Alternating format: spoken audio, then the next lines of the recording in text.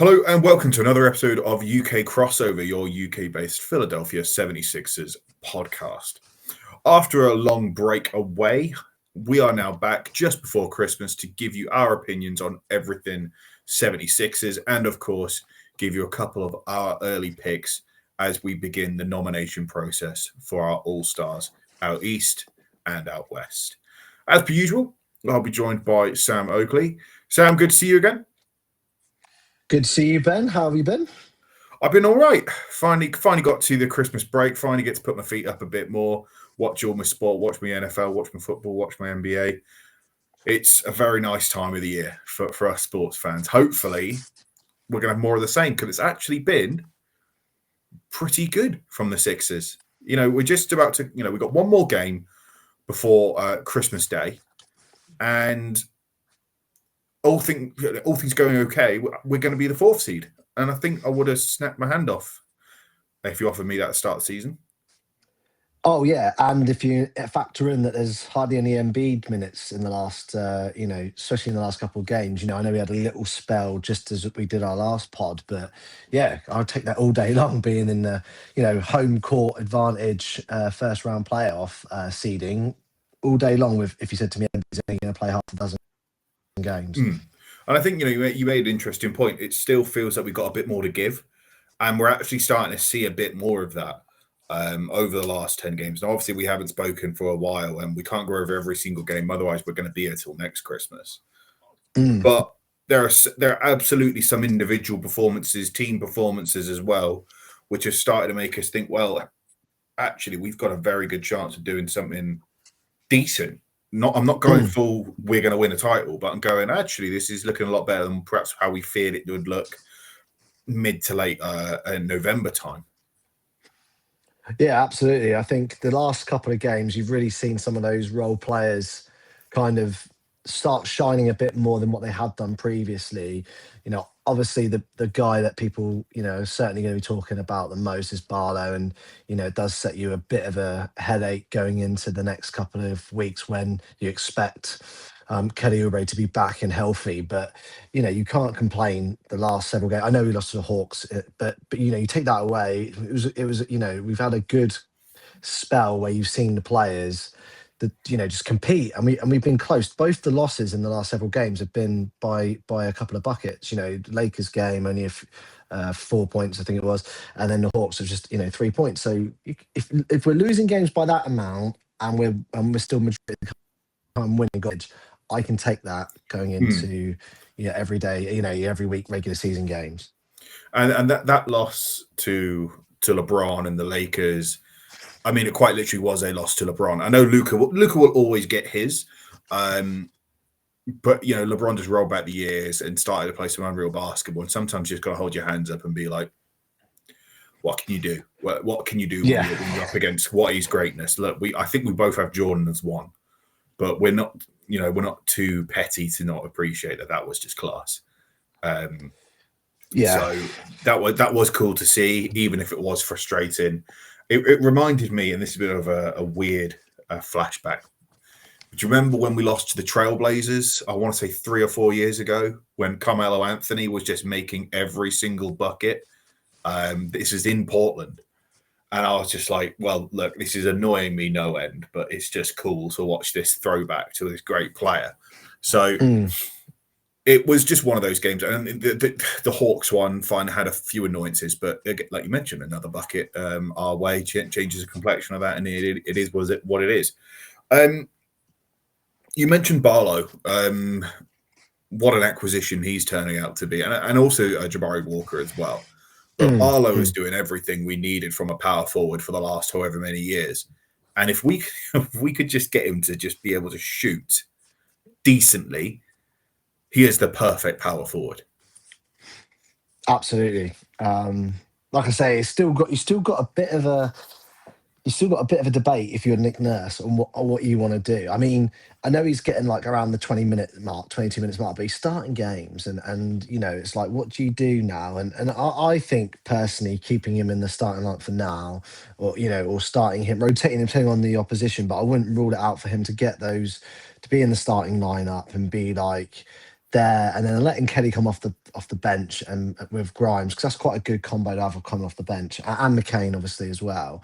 And that's been nice to see as well the last few games, to see McCain come back out of his shell again and start to see him, do it. And at the end of the day, if people like that can make their shots more consistently, then yes, we want more points out of him. But you can get away with that, because I think rebounding's still something poor. I haven't looked at the stats properly.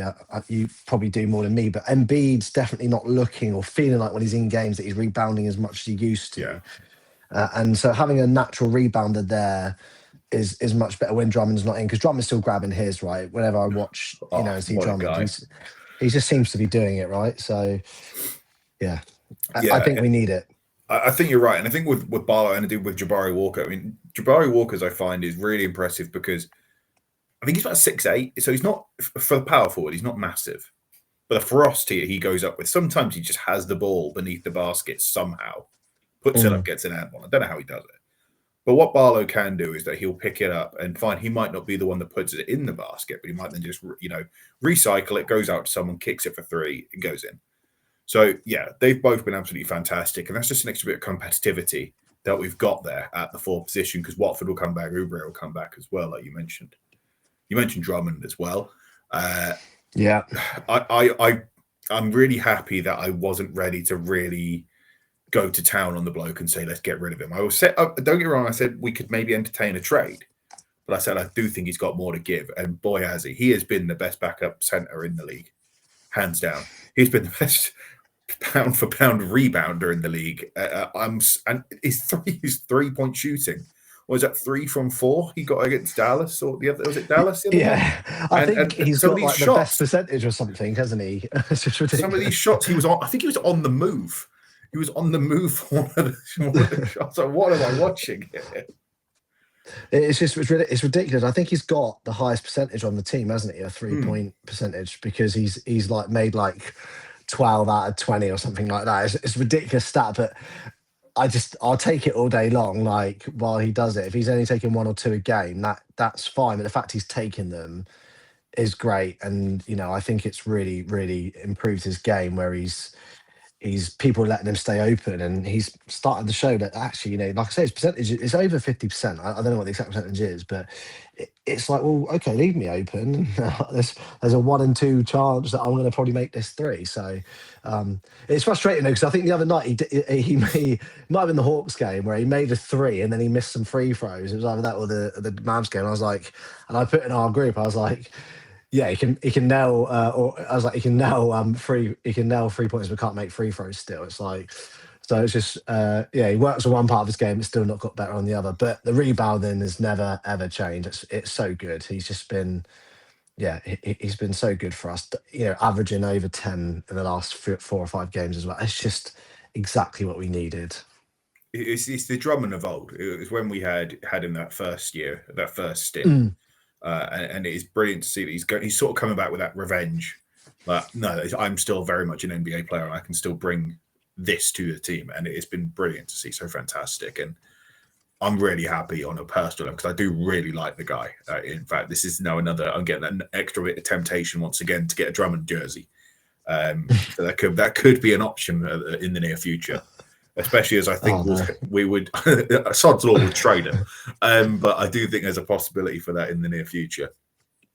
So obviously, look, we've mentioned the fringe players, so to speak. VJ's developed brilliantly. I think we can all agree on that. Maxi's been Maxi, and the wild card players, bizarrely enough, have been former MVP Joel Embiid and multi-all-time All-Star Paul George. Embiid, I think the jury is kind of still out, and I don't mean that in a horrible way. I think it has to be. You'd be silly not to, have a bit of a concern still. He's had some good games, and I do think we're progressing in the right direction. And sometimes I get frustrated, but then I actually think, well, hang on. Some of these shots that he's taking, good shots that he's just not making, and one of these days they're just going to start dropping. That's my hope. That's my cope, I guess you could say. And PG, who I think I've not been as harsh on compared to a lot of others, because I'm hoping it comes well. Perhaps I was a bit, not sort of stan, but I was very much a sort of an apologist, so to speak. And I'm really happy to see that. I think he seemed to have a bee in his bonnet, and he's got a bit of a point to prove. And he works really well in this offense at the moment, at least. Yeah, there was a couple of games where he's just been money from, he's just been the money shot's just been there. The shot that we've used to seeing him make, that three on the corner of the 3-point line, and him being smooth with the ball. It's been so much better. And I've been quite happy to be proven wrong, because I was very much like anti Paul George coming here. Then last year he obviously didn't play, and I was like, I knew I was right, it wasn't going to work. And then this year, like you say, he's been the one that you rely on more than Joel to be available for games. And I completely agree. You've got to have still a bit of reservations over Embiid with regards to his health, because unfortunately he's still missing games, and it's not like he's playing a couple, then he's resting on a back-to-back. I don't know if he's playing tonight, but he's missed a couple of games, and it's just like, what's going on with Joel? Is it part of his rehab? Because the Sixers are very secretive about it. We don't know what is this in the plan, and I think being more transparent with us fans would give us a bit more sort of hope, because sometimes I'm thinking, we've gone back 2 steps now because he's missed a couple of games, and it's frustrating not knowing, is he going to play, is he not going to play. Yeah, that momentum is key, and I think what's actually probably helped us over the last however many weeks, many games, it felt like it was for a period of time where it looked like our schedule was extremely tight. Now I look at the schedule because I'm like, right, I assume the Sixers are playing tonight or whatever. We're not. It seems like we're genuinely playing almost like how you would in the Championship, as in the British Championship, where you play Tuesday, Saturday. That's how it's felt at the moment. I'm not sure if that's just me. But as a result of that, I'm like, great, we've got 4 or 5 days where we could just get into practice, take it easy. And half time, we're not even have to leave Philadelphia. This is a really kind run for us. And I think with the All-Star break looming as well, we can save a lot of energy, get a lot of practice, get a lot of chemistry generated. And then that can really help us post All-Star break for what is hopefully going to be a healthy playoff push.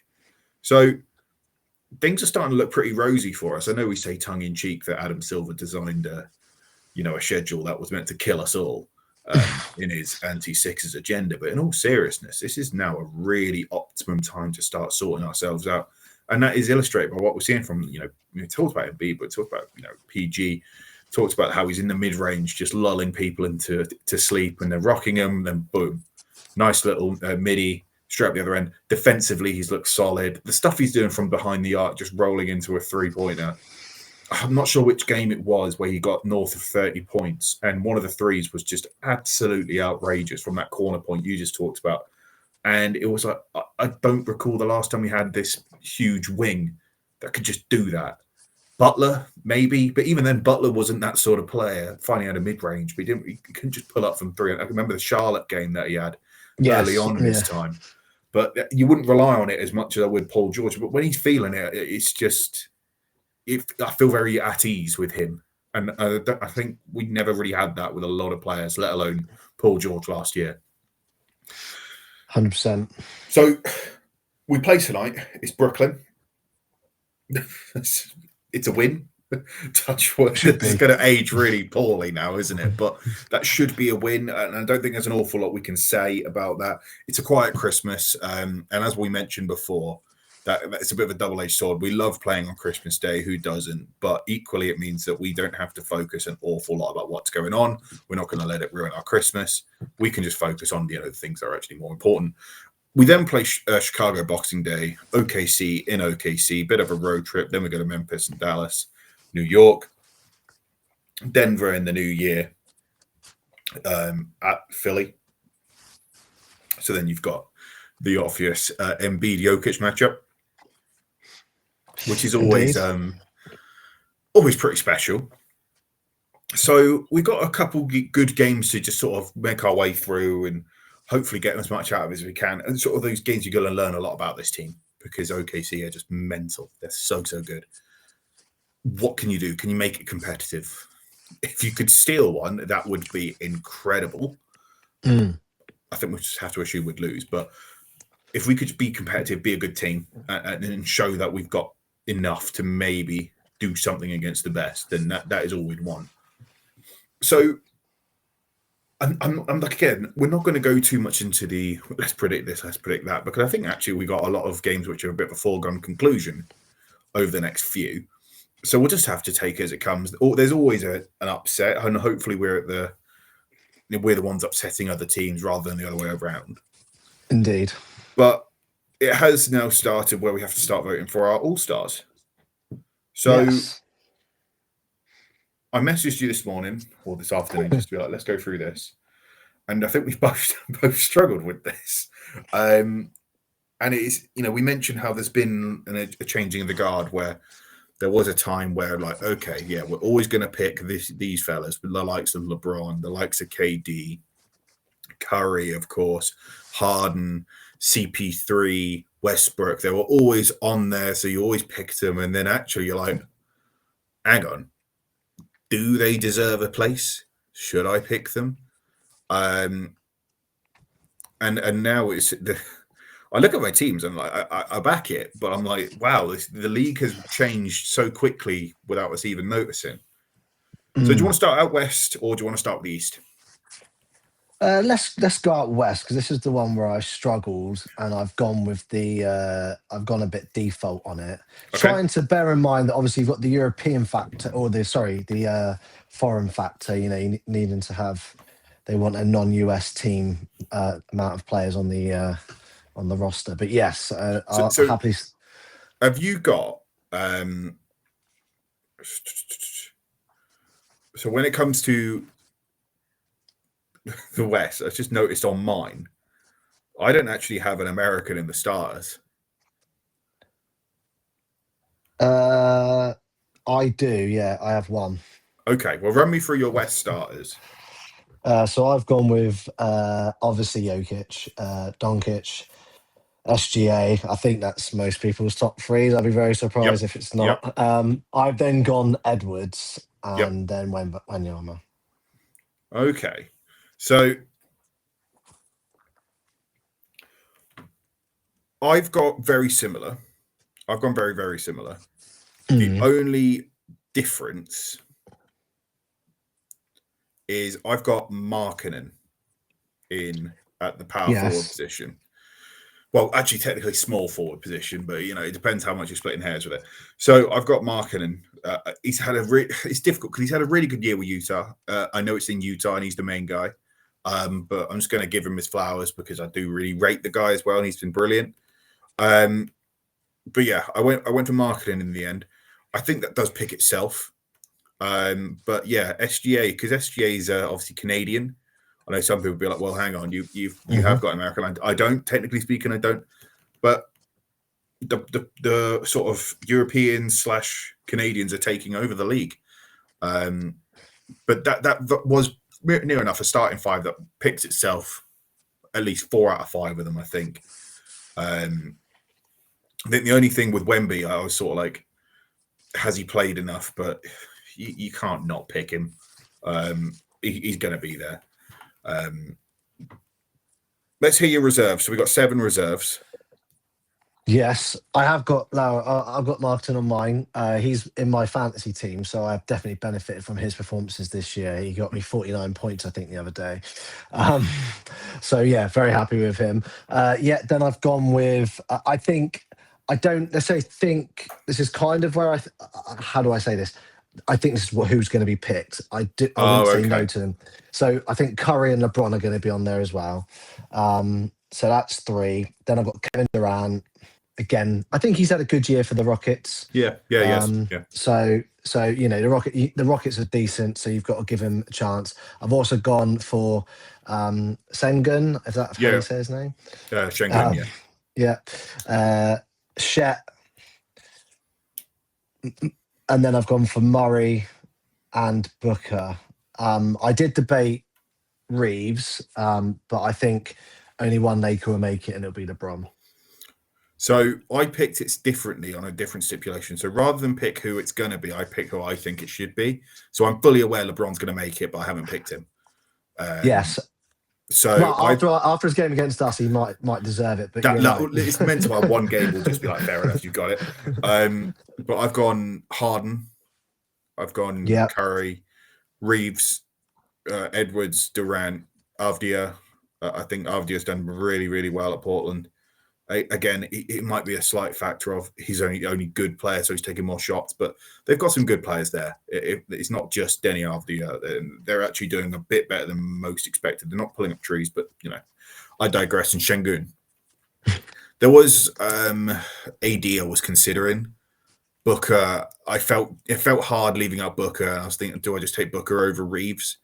I think that's what could happen, more likely than what deserved. Because I think Reeves just that when Luka wasn't playing, Reeves just did brilliantly. And there's a bit of the Lakers factor. Perhaps I've been a victim of because he did it in a gold, purple and gold. I hear about it more. So perhaps I'm being somewhat hypocritical and falling victim to the Lakers media mogul. But yeah, the West was just odd when going through these names. Yeah, it was really difficult because it should be, or maybe we're just getting old. But it just seems like it used to pick itself, and it just does not anymore. Yeah, we have to leave out Kawhi. We haven't mentioned Kawhi Leonard. No, and he's actually, in comparison to like Joel and Paul George, he's actually played a fair bit of games this year. And Harden, I did debate Harden because, again, Harden, the Clippers doing well because of Harden, or Harden's making the Clippers, when you watch the Clippers, or for what I've seen, Harden is balling very well. And, I'm not anti-Harden in that sense, but that's why I was like, one of the old boys is going to be selected out of Durant and him. I think them two are the kind of coin flip. And I was like, I'll go with Durant because I think Curry and LeBron are going to be voted in from popularity. This is LeBron's last year, probably, right? So he's going to get voted in.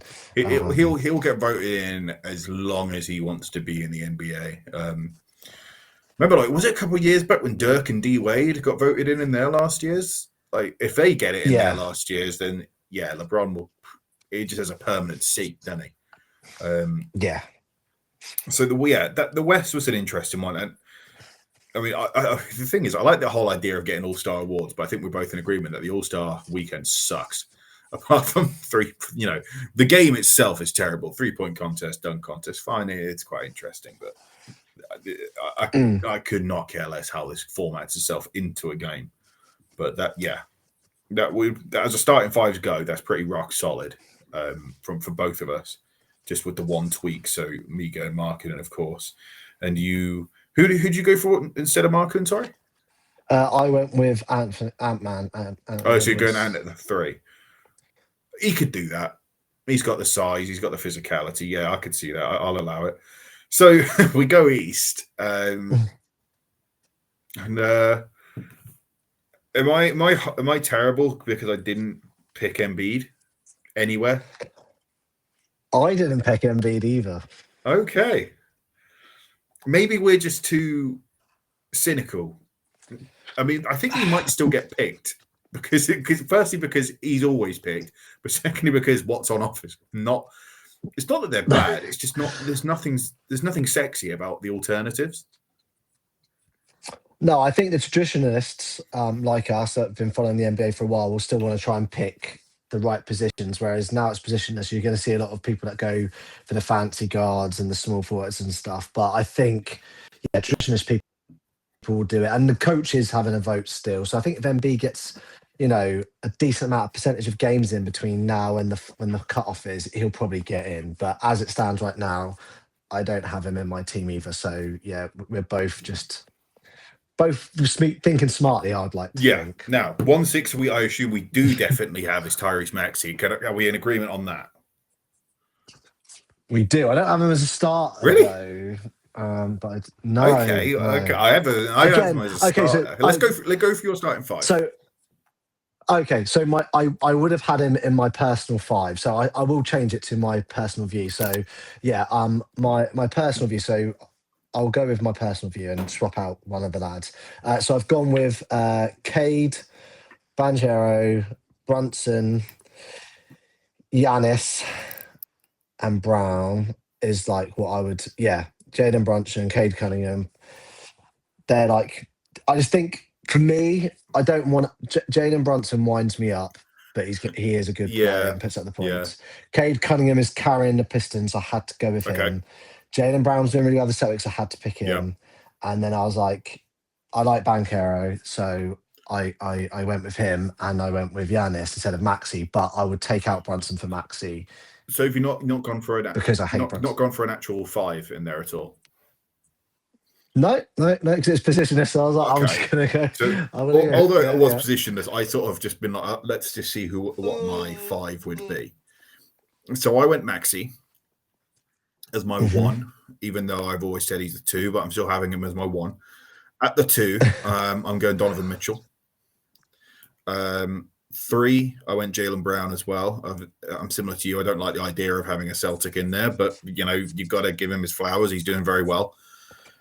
I went Giannis at the 4, and then I just, like I said, I wanted to humor myself, and I'll be like, right, who am I going to put in at the 5? Because there's no Embiid, and then it took me a while, and I actually went Jalen Duren at 5. Yeah. I think he's been brilliant. Every time I watch him, I'm like, wow, he's just an absolute unit on both ends. Attacks the boards defensively, like he's a rock. So I've been really impressed with what he's doing for Detroit. There's a reason they're number 1 seed, and like you mentioned, Cade is doing a lot of heavy lifting, but Duren on the other end has been fantastic. So I went for Jalen Duren. When it comes to my reserves, I do have Brunson and Cade, so they're absolutely in there. So let's hear the rest of your reserves, and let's see if we can match up a bit here, because I think, I'm not sure about you, but I struggled to fill this out, assuming, because I went through the mindset of, okay, I need a backup center potentially, or I need a few more wings. Then I was like, Christ, who is that?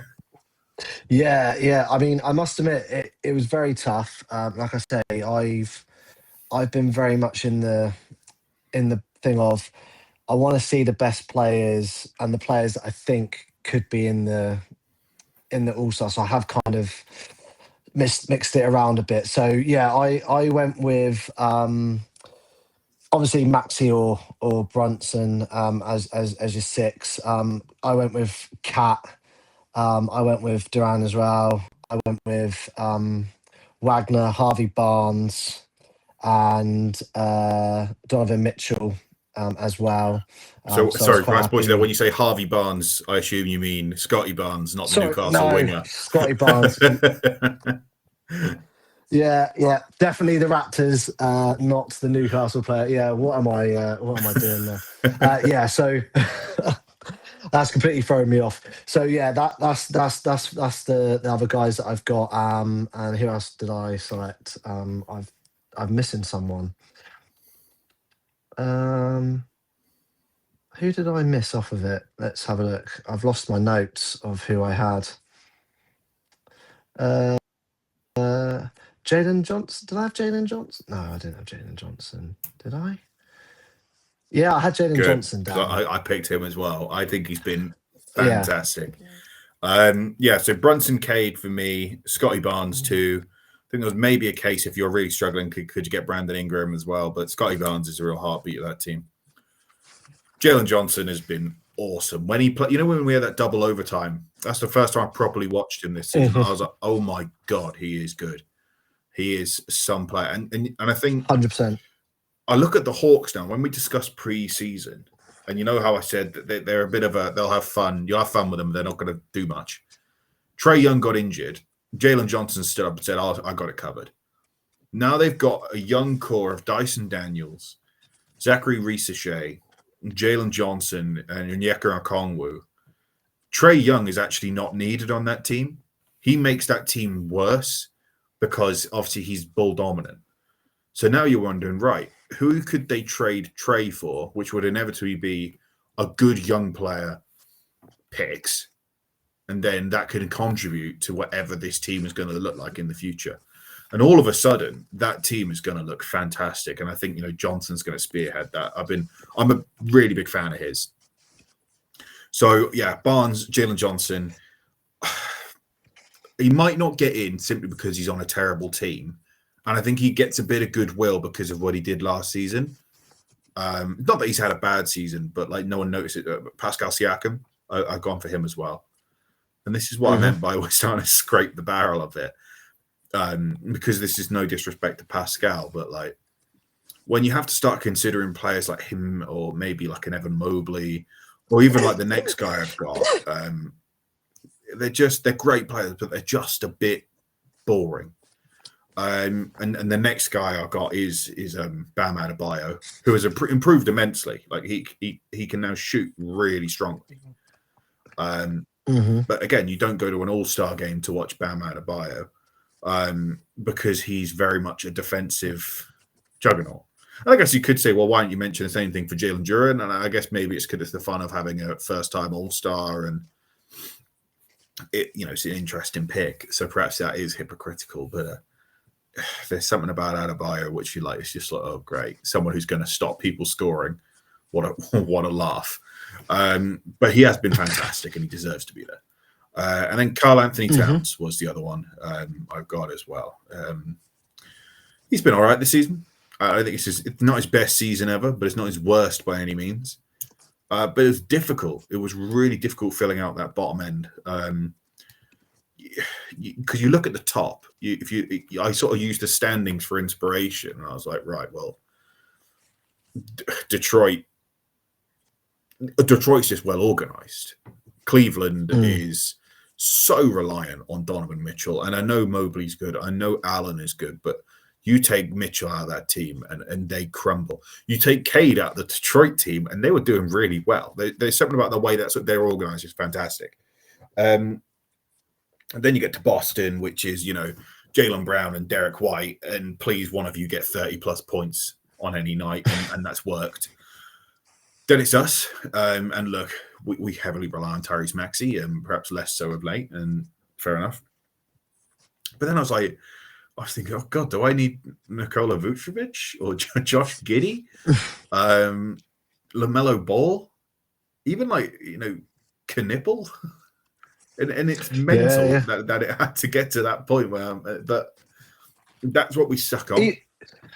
I know, right? And even Michael Porter Jr., he's got quite a lot of points this year. Yeah, that's a really good shot. I was thinking, oh, hello. Yeah, he's actually done pretty well for Brooklyn. I don't really like him. I think that's probably why.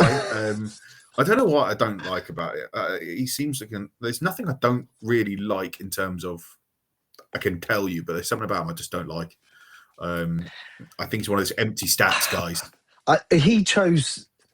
No, yeah, I think the thing I don't like about him is he chose to leave a good situation in knowing going to Brooklyn, and it's kind of like he's just using this part. He's won his championship with Denver, and it's like, I'm just gonna make money and look good on a bad team is kind of where I think his attitude is. I know they got loads of picks, so you might think, okay, he's still young enough that in a couple of years' time it'll be. But the other guys you said about, like Siakam and stuff, like they didn't put themselves in that situation because it was built for them to be long term. Fortunate that Hallie got injured, and that's why they're struggling this year. It's not like he's a player that's put himself in that position. But some of the other players you've mentioned, they haven't intentionally put themselves in that position. It's just their teams have got injuries or things like that. It's not quite worked out so far. Whereas he's chose to go to a bad roster. And it's kind of like the Jeremy Grant thing, wasn't it? It's like, if remember when Jeremy Grant was, he left Denver, obviously, initially. He went to Detroit for money and was happy to be the best player on a terrible team. And then people realized, hang on, this guy's still brilliant. What are we going to do? We'll go to Portland and do the same thing again. It just seems like a bit of a waste of talent. But when someone chucks 30 million a year at you, who are you going to say no to it? It's a difficult one, isn't it? But yeah, that's the East, and like I said, it's so interesting that we put so much emphasis on the All-Star, selections. But when it comes to that week, I actually quite like it because it's just a week where I don't have to do anything. I don't care about the All-Star game, the All-Star weekend. It's no one ever really takes any pride in it, and you sort of wonder what's the point. It's beyond saving. I always like the idea of, how do you save the All-Star game? and I think this is something that baseball used, so you're going to have to correct me. And I think this may be something we discussed last year. Whoever wins gets their conference gets home court in the finals. Is that something that baseball uses? Yeah, they do. Would you advocate for National that League in the NBA? Yeah, I think I want to see how this year goes with this whole and trying to make it like a more of a world stage, because obviously I'm one of these guys that will say if you win the NFL, if you win the NBA, like the American sprinter that said it, like you're not really a world champion. So I think they're trying to make this more of like a this is the best players in the world, blah blah blah. So and it's everyone from across the world. So having this I keep saying European, this overseas team versus the Americans and stuff. I want to see how that format goes, like this multi-format thing. But also part of me is like go back to the old way, East versus West, and then have that winner of the All-Star gets home court advantage. That would be a good incentive. I agree. I think you've raised a good point about and the NBA like talking about the rest of the world versus the USA. That was a really interesting way to do it, but partly because I'm sure you probably see the same clips. The amount of and I mean this, like, I know full well that this is a lot of it was rage bait. They'll say stuff like the Super Bowl's bigger than any other sporting event ever, and it's so American insular. And you kind of want someone to just come over and beat them at their own game. So if you had that starting five of Luka, SGA, Wemby, Giannis, Jokic, and said, right, give us your best five and you got to beat that. It would just be so funny, because I'm not being funny. The rest of the world wins. It genuinely wins. And it's just interesting to see that how that change has happened over time. But I think he'll just quieten down a couple of Americans in the nicest way possible. Look, we love them, but it would just be so funny to watch them eat humble pie on that front. One final question I got for you before we start getting packed is, would I be right thinking you recently booked a trip to Philly? I have, yes. I am going in June for the World Cup. Yeah, I've got I haven't got my tickets yet, but I had the email to say I could get tickets, guaranteed tickets. So I was like, and then when I got to the bottom of the email, it says, based on your caps, you have to apply for tier 1 tickets, which was $1,000 tickets. I haven't done that. I haven't got the money for that. I've applied for bottom 2 and 3 tier. So I might be I might be an enemy territory. So I'll be in New Jersey and potentially Boston. So yeah, I'll be driving from Philly to Boston if I get the cheap tickets for that, and then I've gone for medium tickets against Panama and New Jersey. No, so you're going to be squeezing in a Phillies game in between there? Any chance? I am, yes. I'm hoping to do a Mets game, so that'd be good series. So yeah, I know the lads from PSI Phillies did a trip last year, and they got a couple of games in. I think it was a Mets series as well. So I think it was, yeah. It'd be good.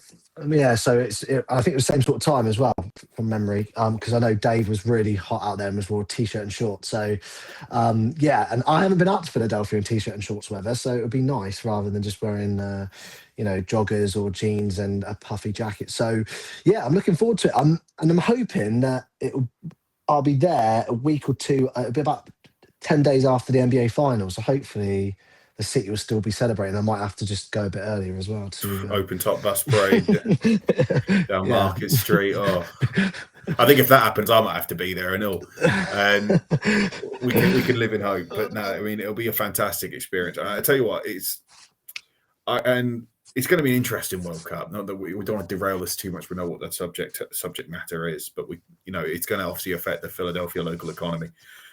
I really hope Ireland can somehow end up in Philly for obvious reasons. I think that'll be absolutely fantastic. Ireland's going to be fine for them, so they'll love it either way. So yeah, that's going to be a really, really it'll be a good host city. And I think so I saw some of the complaints about the World Cup, and I'm not going to get into the political complaints. We all have our opinion. I think you probably know mine, so it doesn't matter. We're not here to talk about that. But I think most of the organisational thing, which is perhaps the more boring one, we're used to stadiums being slap bang by train stations, or near city centres or underground stops, but people haven't quite got around the fact that in the States it's not like that at all. So Philly's one of the few places where actually this is dead easy to sort and get to. If you're staying anywhere in Philadelphia, get into oh god, you got to get into the link. It's dead easy, easiest, probably one of the most easy ones in the whole of the tournament. But if you want to get to the MetLife in New Jersey, or if you want to get to the Gillette Stadium, which it's not in Boston, it's in Foxborough. Likewise, the Dallas Cowboys one in Arlington, you're going to have to drive upwards. Yep. I think actually it's the San Francisco one, the Levi's Stadium. It's 30 miles from the city center of San Francisco. So I implore anybody, I mean, I'm sure you'll know people doing this as well. Anyone who's going, please rent a car, because you're not going to get any public transport, and give yourself enough time, because oh my word, it's going to be a hassle. Great experience though.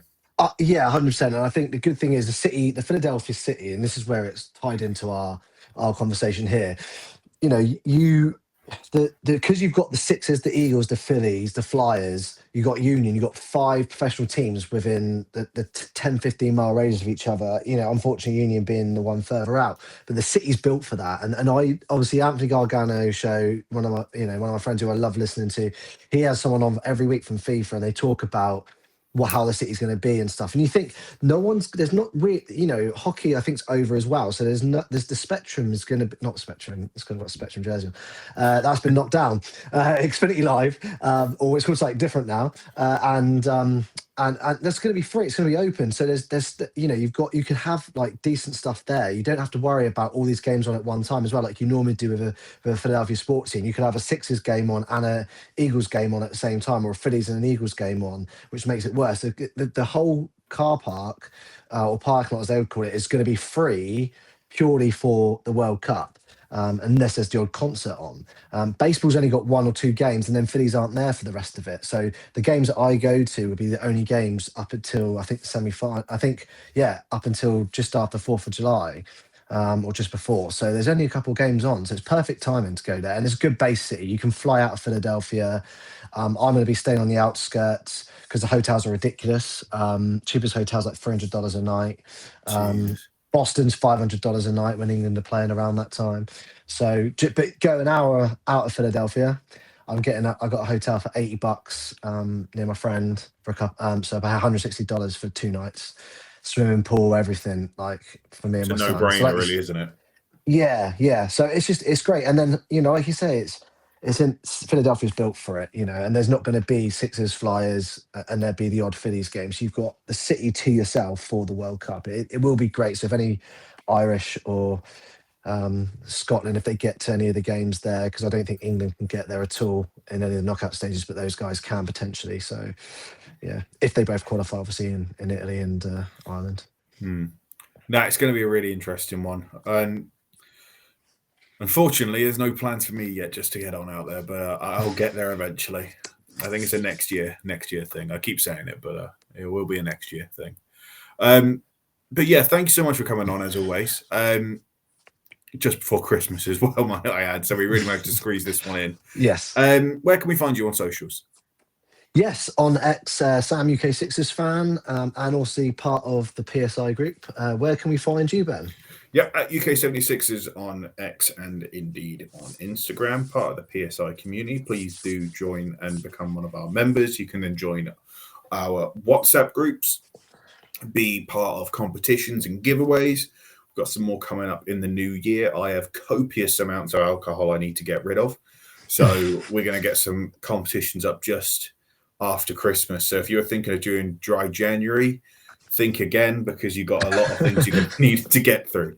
But yeah, thank you all so much for this year. I imagine this probably will be the last one of the calendar year. So thank you all for listening this calendar year. I hope to get many more of you for the future as well.